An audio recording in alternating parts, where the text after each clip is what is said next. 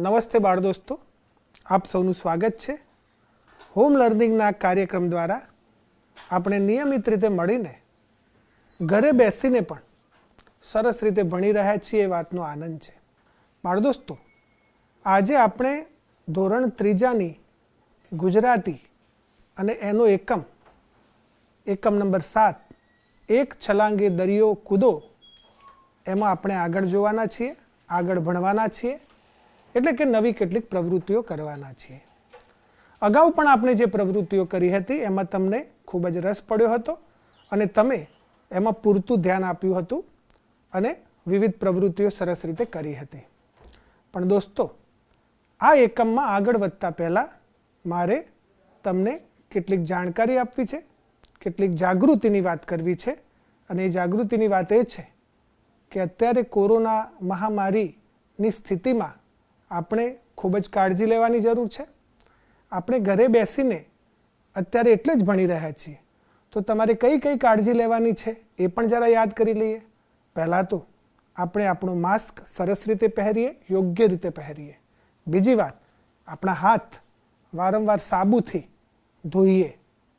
અને ત્રીજી વાત, જ્યારે પણ આપણે કોઈ અન્ય વ્યક્તિ સાથે બેસવાનું આપણે બને એ સ્થિતિમાં આપણે ઓછામાં ઓછું 6 ફૂટનું અંતર બનાવી રાખીએ, એટલે કે સોશિયલ ડિસ્ટન્સિંગ જાળવીએ.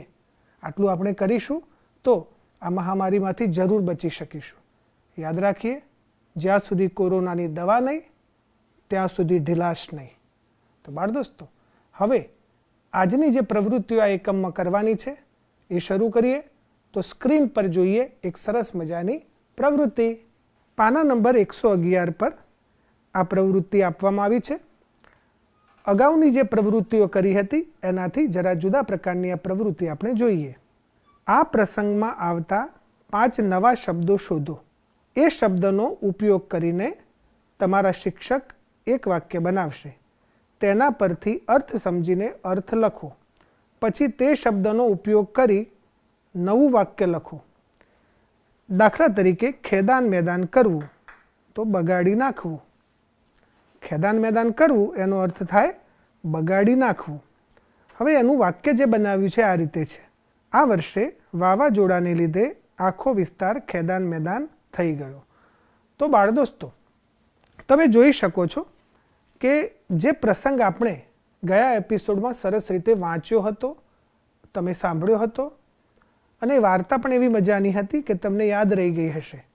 હવે એ પ્રસંગને ફરીથી તમારે જોવાનો છે અને એમાં જે જુદા જુદા શબ્દો આપ્યા છે એમાં જે નવા શબ્દો લાગે, તમને જે નવા લાગે એ શબ્દો નવા ન હોય પણ તમારે માટે નવા હોય, મારે માટે નવા હોઈ શકે છે. એટલે કે જે શબ્દો આપણે અગાઉ ન સાંભળ્યા હોય અને પહેલીવાર આ પ્રસંગમાં જ સાંભળ્યા હોય કે વાંચ્યા હોય એવા શબ્દોનો ઉપયોગ કરવાનો છે, અલગ તારવવાના છે. અને પછી એ શબ્દ લખીને તમારે એ શબ્દનો અર્થ લખવાનો છે અને તરત જ તમારે અહીં આપેલી જગ્યામાં એના પર આખું વાક્ય બનાવીને લખવાનું છે. એ શબ્દ લખવાનો છે નવો, અહીં એનો અર્થ લખવાનો છે અને એ શબ્દને આધારે જે વાક્ય બને અહીં તમારે લખવાનું છે સરસ રીતે. તો હું તમને અહીં 5 શબ્દો માટે જગ્યા આપી છે અને તમારે 5 વાક્યો બનાવવાના છે. પણ હું તમને મદદ કરું છું, તમને માર્ગદર્શન એ રીતે આપું છું કે 2 શબ્દોનો ઉપયોગ કરીને હું વાક્ય બનાવીને આપને બતાવું છું.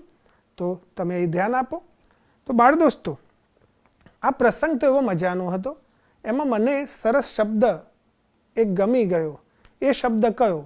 તો મને એ શબ્દ ગમી ગયો લખું છું, તમને પણ મજા પડશે.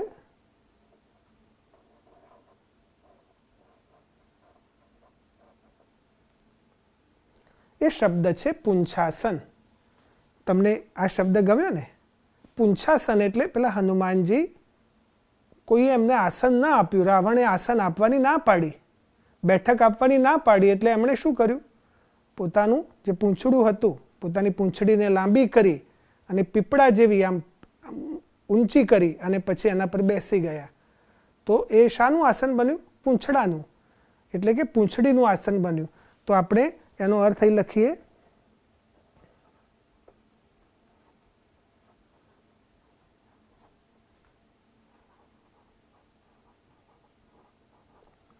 પૂંછડીનું આસન અથવા તો પૂંછડીથી બનતું આસન. તો આ જે શબ્દ મળ્યો આપણને પૂંછાસન, પૂંછડીનું આસન અથવા પૂંછડીથી બનતું આસન, એને માટે હું અહીંયા વાક્ય લખું છું.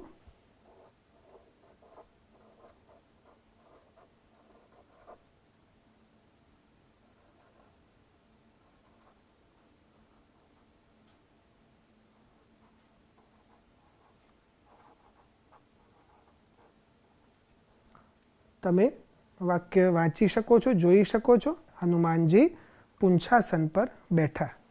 હવે આ જ રીતનો એક અન્ય શબ્દ પણ હું તમને લખી બતાવું છું, એનો અર્થ પણ જણાવું છું અને એના પરથી વાક્ય બનાવીને પણ આપને બતાવું છું. તમને એમાં જરૂર રસ પડશે અને પછીના વાક્યો તમારે જાતે બનાવવાના છે. બીજો એક શબ્દ જે મજાનો શબ્દ છે અને આમાં એ સરસ રીતે વપરાયો છે. તો મેં નવો શબ્દ લખ્યો ઉપસ્થિત. ઉપસ્થિત શબ્દનો અર્થ હું લખું છું, તમે બરાબર ધ્યાન આપજો.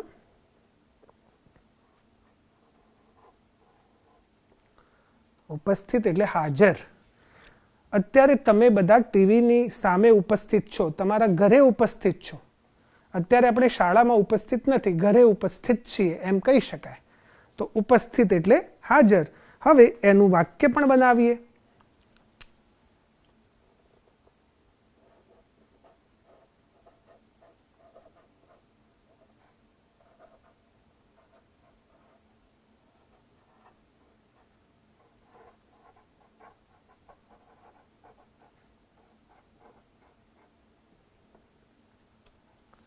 તો બાળ દોસ્તો, તમારી સામે જે મેં વાક્ય બનાવ્યું છે આ રીતે છે.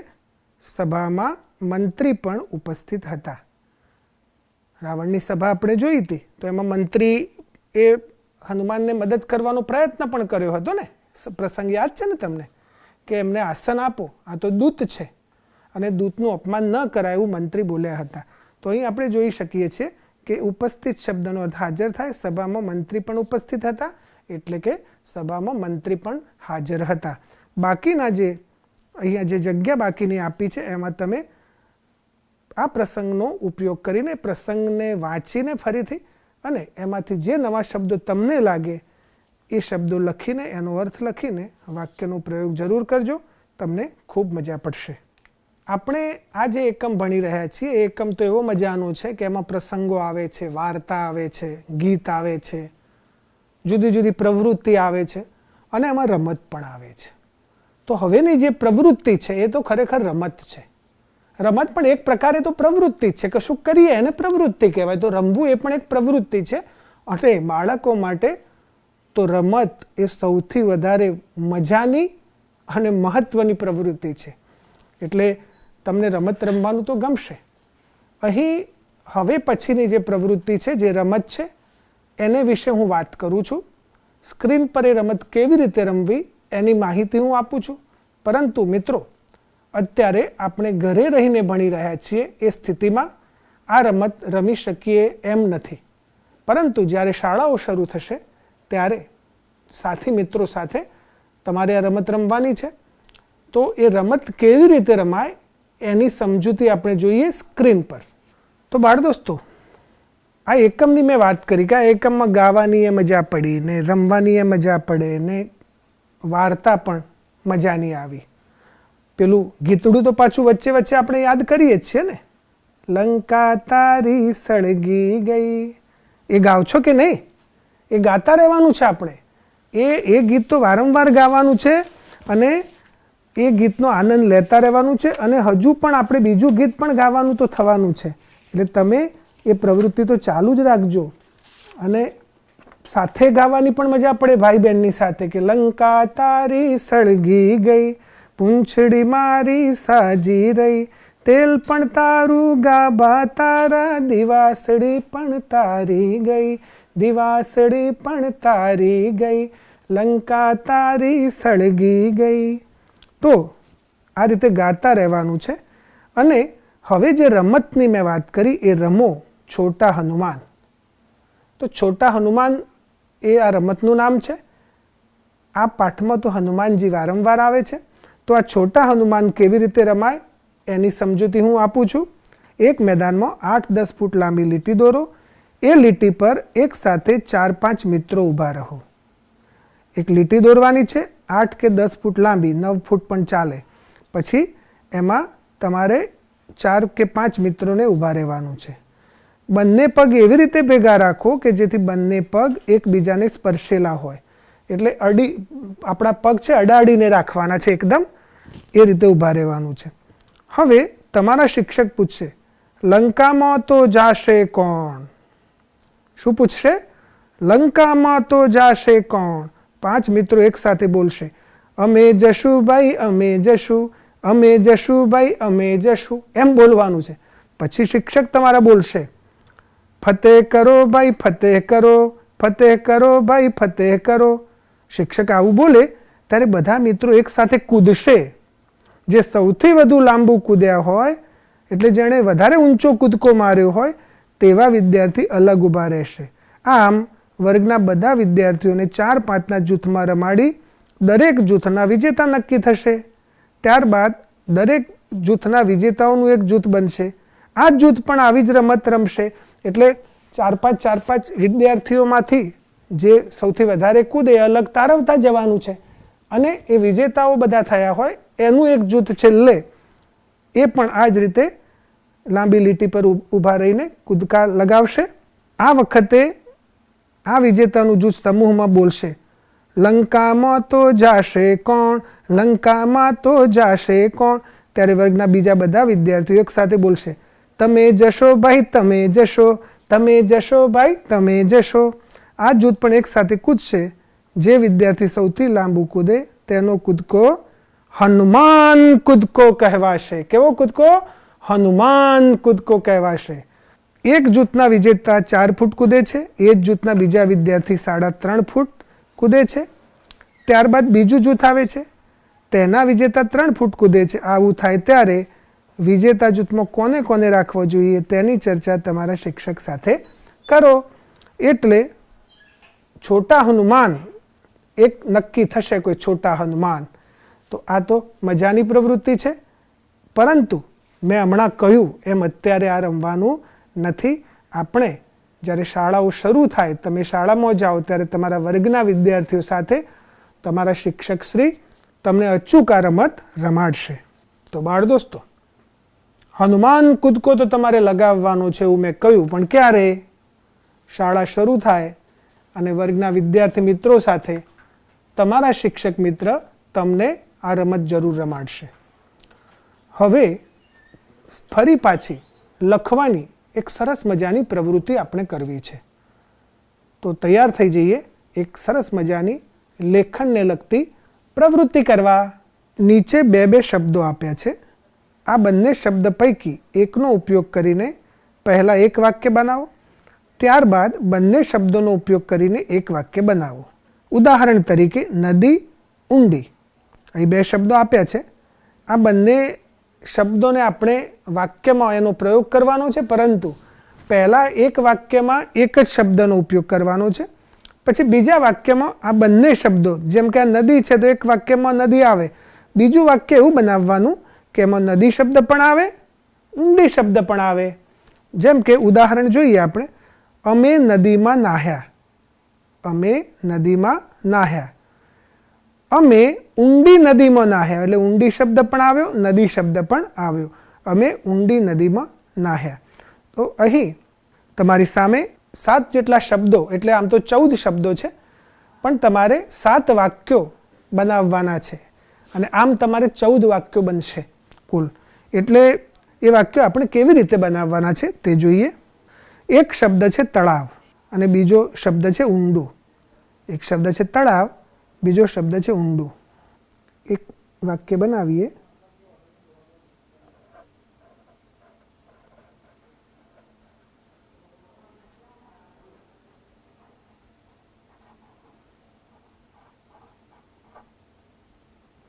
એક વાક્ય મેં બનાવ્યું છે, ગામમાં તળાવ હતું. માત્ર તળાવ શબ્દનો ઉપયોગ આ વાક્યમાં આવી ગયો. ગામમાં તળાવ હતું. હવે બીજું વાક્ય જે બનાવવું છે એમાં 2 શબ્દો વાપરવા છે, તળાવ અને ઊંડું. તો કેવી રીતે બનશે? ઘણા મિત્રો વિચારવા પણ લાગ્યા બહુ સરસ.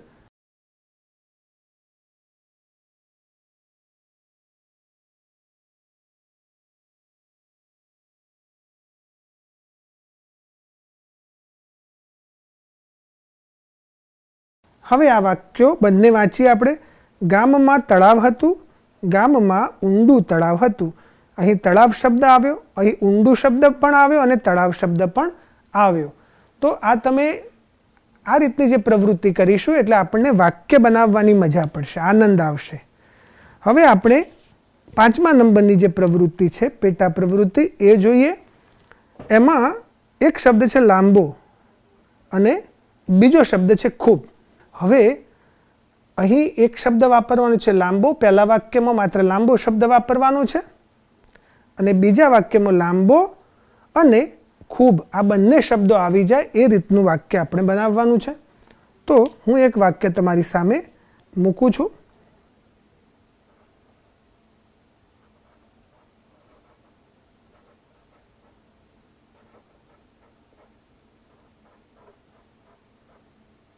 આપણે સાપ તો જોઈએ છે ને, આપણે અનેક વાર સાપ જોયો છે. તો સાપ લાંબો હતો, સાપ લાંબો હતો.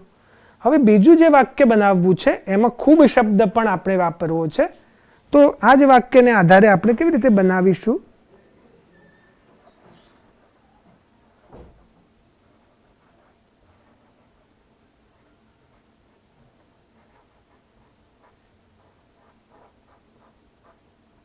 તમે જોઈ શકો છો કે એ જ વાક્યમાં બંને શબ્દો આ રીતે સમાઈ ગયા છે. સાપ ખૂબ લાંબો હતો, સાપ ખૂબ લાંબો હતો. તો તમે જોઈ શકો છો કે કેવી સરસ મજાની આ વાત છે કે આપણે શબ્દનો ઉપયોગ કરીને વાક્ય કેવી રીતે બનાવી શકીએ છીએ. બાળ દોસ્તો, એક શબ્દનો ઉપયોગ કરીને વાક્ય બનાવવું, બે શબ્દોનો ઉપયોગ કરીને એ જ વાક્યને મોટું કરવું અથવા એ જ વાક્યને વિસ્તારવું, આ પ્રવૃત્તિનું નિદર્શન મેં તમારી સમક્ષ કરાવ્યું છે તમને. બાકીના જે શબ્દો છે એના પર તમે નિરાતે સમય લઈને એ શબ્દોનો ઉપયોગ કરીને વાક્યો અચૂક બનાવજો.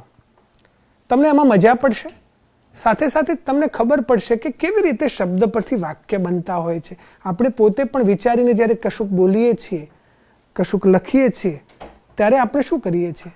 શબ્દોનો જ ઉપયોગ કરીને વાક્યો તો બનાવીએ છીએ. બોલીએ છીએ ત્યારે પણ આપણે શબ્દોનો જ ઉપયોગ કરીને બોલતા હોઈએ છીએ. તો આ તો બહુ જ મજાની પ્રવૃત્તિ છે અને આ તમારે કરતા રહેવાનું છે.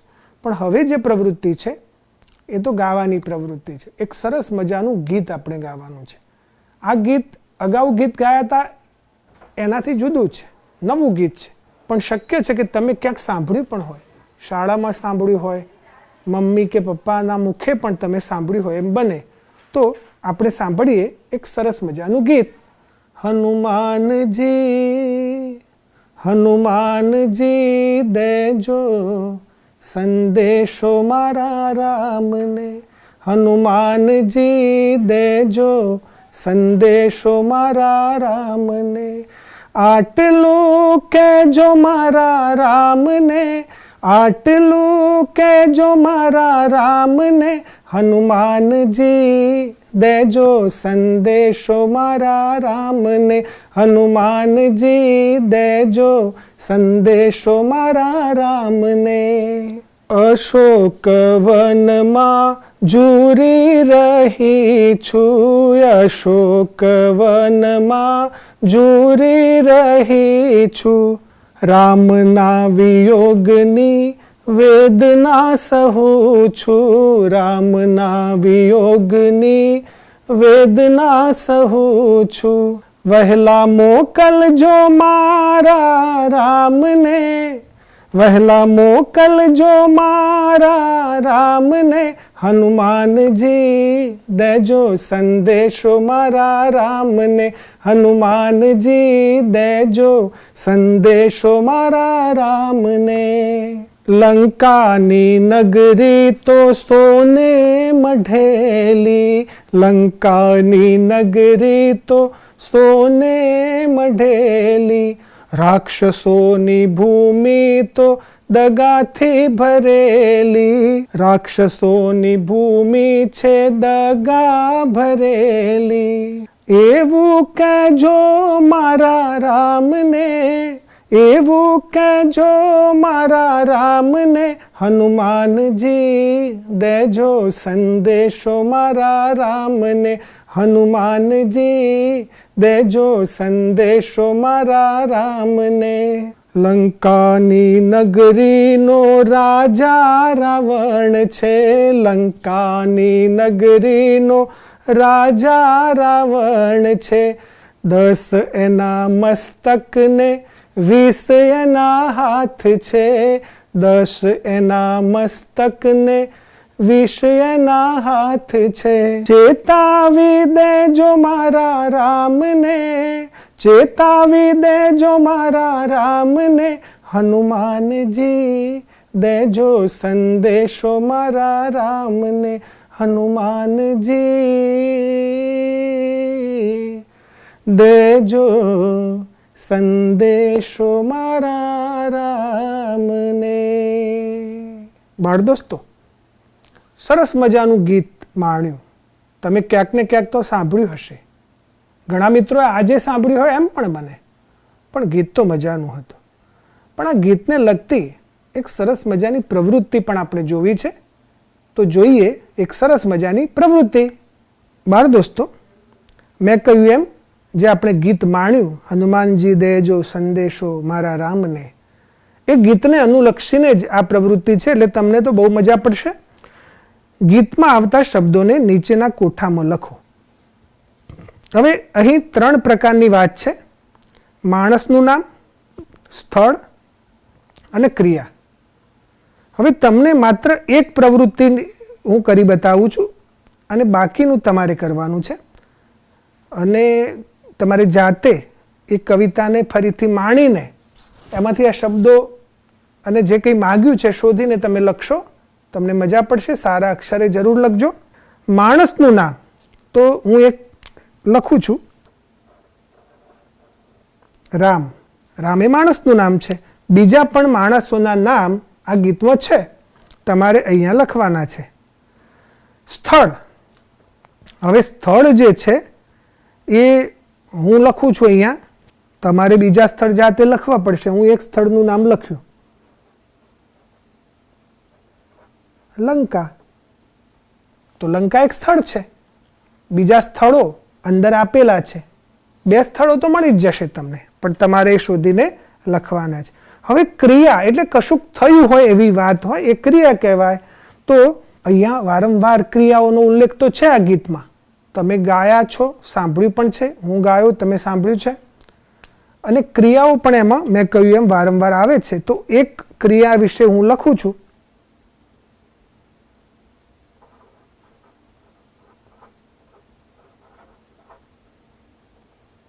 સહું છું. એમાં આવે છે ને, રામના વિયોગની વેદના સહું છું, સહન કરું છું, એવું આવે છે. તો અહીંયા આપણે ક્રિયાનો ઉલ્લેખ પણ કર્યો છે. તો નીચે જે કંઈ ખાના છે એમાં તમારે તમારી રીતે આ ગીતનો ઉપયોગ કરીને, ગીતને વાંચીને માણીને પછી જવાબ લખવાના છે. અને આ પ્રવૃત્તિ તમે જરૂર પૂર્ણ કરજો. એક છલાંગે દરિયો કૂદો એકમમાં આજે આપણે કેટલીક સરસ મજાની પ્રવૃત્તિઓ કરી છે. તમે એમાં પૂરતો રસ લીધો, તમને આનંદ પણ આવ્યો હશે, કારણ કે પ્રસંગને, ગીતને એ બધું માણતા ગયા. રમત વિશે પણ જાણ્યું, એ રમત તમે રમવાના પણ છો. તો આ બધી જ પ્રવૃત્તિમાં તમને આનંદ આવ્યો છે. હવે આજે એક સરસ મજાનો પ્રશ્ન તમારી સામે છે. આજનો પ્રશ્ન તો ધ્યાનમાં લઈએ. આજના પ્રશ્નને સ્ક્રીન પર જોઈએ. આજનો પ્રશ્ન: આપણે વાંચી અને સાંભળી એ વાર્તામાં કયું પાત્ર આવતું નથી? પ્રશ્ન ફરી બોલીશ, તમે નોંધી લેશો. આપણે વાંચી અને સાંભળી એ વાર્તામાં કયું પાત્ર આવતું નથી? આ પ્રશ્નનો ઉત્તર આપવા માટે આપણને 4 વિકલ્પ આપેલા છે. વિકલ્પ નંબર 1 છે રાવણ, વિકલ્પ નંબર 2 છે હનુમાન, વિકલ્પ નંબર 3 છે મંત્રી અને વિકલ્પ નંબર 4 છે રામ. તો આ પ્રશ્નનો ઉત્તર આપણે અહીંયા આપેલા નંબર પર આપી શકીશું. નંબર પણ બોલું છું, તમે નોંધી લેશો.